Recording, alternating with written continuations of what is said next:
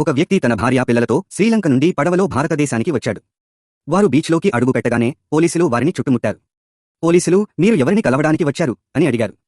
ఆ వ్యక్తి బావమరిది ఇక్కడ బీచ్లో ఉన్నాడు అని అన్నాడు. కాని అక్కడ ఎవరూ లేరు. అప్పుడు అకస్మాత్తుగా ఆ వ్యక్తి పడవ నుండి వస్త్రాన్ని తీసివేస్తాడు. మరియు అతని బావమరిది లోపలి నుండి బయటకు వచ్చాడు.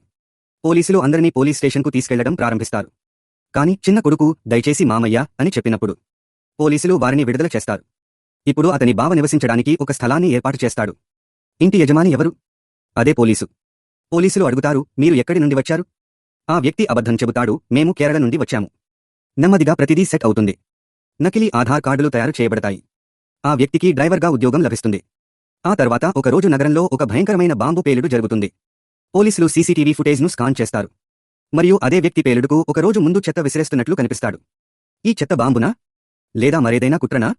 నిజం తెలిస్తే మీరు ఆశ్చర్యపోతారు.